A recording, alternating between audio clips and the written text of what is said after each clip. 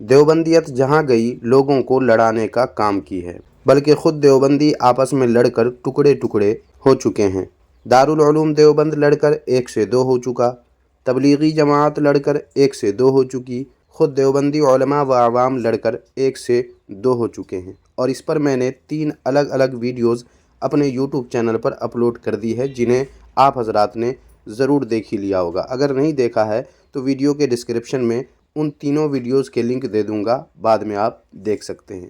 آج کی ویڈیو میں دیوبندیت کی جمعیت، جس کا نام جمعیت علماء ہند ہے، آپسی لڑائی جھگڑے کے بعد 1 سے 2 کیسے ہوئی، اسی سے آپ کو آگاہ کرنے والا ہوں، جو یقیناً دلچسپی سے خالی نہیں ہے، لہٰذا ویڈیو اخیر تک لازمی دیکھیں۔ تو چلیں ویڈیو شروع کرتے ہیں۔ باطل کا رد کریں گے ہم ہیں بریلی والے۔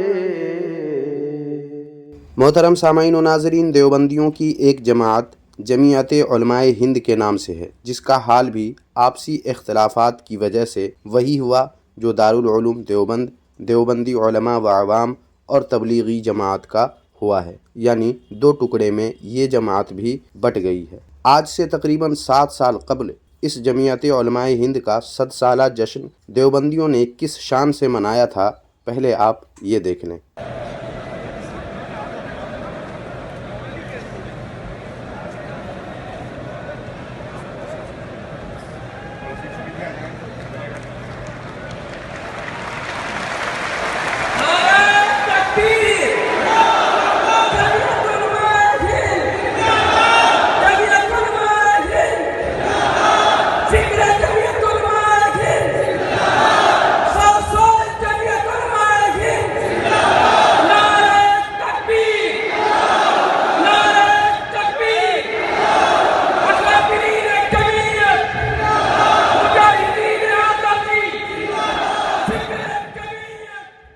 دیکھا سامعین آپ نے، نام ہے جمعیت علماء ہند، لیکن جب اس کا 100 سالہ جشن منایا گیا تو اس میں کن لوگوں کو ان دیوبندیوں نے بلایا ہے، آپ نے ویڈیو میں دیکھ ہی لیا ہے۔ یہاں تو بہت سارے سوال ابھرتے ہیں، مگر ان سب سے صرف نظر کرتے ہوئے صرف یہ جانیے کہ اس جمعیت جس کا جشن 100 سالہ اس طرح منایا گیا، وہ جمعیت علماء ہند کس کی وجہ سے 2 حصوں میں تقسیم ہوئی ہے۔ لیجئے سنیے دیوبندی مذہب کے مفتی ہی کی زبانی۔ مولانا محمود مدنی اسد الدین اویسی کے خلاف ہیں، ہاں خلاف ہیں۔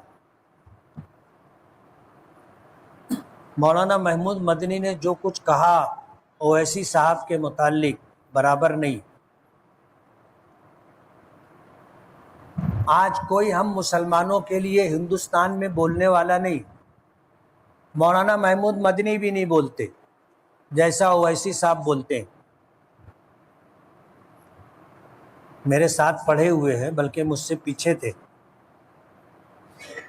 لیکن جو حرکت انہوں نے کی ہے اور کر رہے ہیں مناسب نہیں۔ ان کی ہی نادانیوں کی وجہ سے جمعیت علماء 2 حصوں میں تقسیم ہوئی ہے، اور جمعیت علماء کا اپنا جو وزن تھا وہ ختم ہو گیا۔ اب سامعین و ناظرین، آپ کے ذہن میں یہ سوال ضرور آ رہا ہوگا کہ دارالعلوم دیوبند میں اختلاف ہوا تو بٹ کر ایک دارالعلوم رجسٹرڈ اور دوسرا دارالعلوم وقف کہلایا۔ تبلیغی جماعت میں اختلاف ہوا تو ایک کا نام امارت تو دوسرے کا نام شورا رکھا گیا۔ اسی طرح دیوبندیوں میں اختلاف ہوا تو ایک حیاتی اور دوسرا مماتی کہلایا۔ تو جمعیت علماء ہند میں جو اختلاف ہوا اور یہ 2 حصوں میں تقسیم ہوئی تو دونوں کے نام کیا کیا رکھے گئے؟ اس سوال کے جواب کے لیے میں آپ کے سامنے ویکیپیڈیا کے اسکرین شاٹ پیش کرتا ہوں، دیکھیں۔ ان سب میں جو کچھ قدر تفصیل سے لکھا ہے، ویڈیو روک کر اسے آپ پڑھ سکتے ہیں، لیکن جو چیز ہمیں دیکھنی ہے وہ یہاں ہے۔ دیکھیں اس میں کیا لکھا ہے۔ لکھا ہے کہ سید ارشد مدنی اپنے بھائی سید اسعد مدنی کے بعد فروری 2006 عیسوی میں صدر منتخب کیے گئے، تاہم یہ تنظیم مارچ 2008 عیسوی میں حلقہ ارشد یعنی الف اور حلقہ محمود یعنی میم میں تقسیم ہو گئی۔ اس سے معلوم ہوا کہ دونوں گروپ اپنے آپ کو جمعیت علماء ہند ہی کہتے رہے، مگر فرق و امتیاز کے لیے الف اور میم کا اضافہ کر دیا گیا۔ الف سے ارشد اور میم سے محمود، تو ارشد مدنی اور محمود مدنی ان دونوں کے نام سے منسوب کرتے ہوئے الف اور میم کا اضافہ کر دیا گیا، جس طرح دارالعلوم دیوبند میں رجسٹرڈ اور وقف کا اضافہ کر دیا گیا۔ لیکن سامعین و ناظرین، اس الف اور میم کے فرق کو سب تو جانتے نہیں ہیں، لہٰذا دونوں اپنے آپ کو جمعیت علماء ہند ہی کہتے رہے۔ ایسے میں دوسرے لوگوں کے ساتھ کیسے کنفیوژن ہو جاتا ہے، اس کی ایک جھلک آپ حضرات ملاحظہ فرمائیں۔ ساتھ ہی آپ کو یہ بھی اس ویڈیو میں پتہ چل جائے گا کہ دونوں میں اختلاف کس نوعیت کا ہے۔ لیجئے یہ ویڈیو ملاحظہ کیجئے۔ حضرت امیر الہند مولانا سید محمد ارشد مدنی اور صدر جمعیت مولانا سید محمود اسعد مدنی، السلام علیکم ورحمۃ اللہ وبرکاتہ۔ حضرات صدور، جیسا کہ آپ کو علم ہے کہ میوات میں 31 جولائی 2023 کو فرقہ وارانہ تصادم ہوا۔ میوات کے سرحدی مقامات میں مساجد کو شرپسندوں نے نقصان پہنچایا، لوگوں کے گھر منہدم کیے گئے، دھڑ پکڑ کا سلسلہ شروع ہوا۔ پولیس انتظامیہ اور بے شمار فوجیوں کی موجودگی نے علاقے کو دہشت میں دھکیل دیا۔ ایسے المناک و خوفناک وقت میں غمگساری و فریاد رسی کرنے جمعیت علماء ہند ہی سامنے آئی۔ جمعیت کے بے لوث خدمت گزار خوف و دہشت کے ماحول میں اللہ پر توکل کرتے ہوئے تمام متاثرین سے ملے، ان کو تسلی دی، اور دوسری جانب انتظامیہ سے ملتے اور صورتحال قابو کرنے نیز ضروری معاملات میں انتظامیہ سے واضح رابطہ رکھتے۔ کئی مقامات سمیت انتظامیہ تک راکم الحروب کو بھی جمعیتی وفود کے ساتھ شریک کار ہونے کا موقع ملا۔ چونکہ راکم باضابطہ کسی بھی جمعیت سے وابستہ نہیں، تو سبھی کے ساتھ کام کرنے میں آسانی ہوتی ہے۔ علماء ہمارے ہاں تشریف لاتے اور لاہی عمل طے کرتے۔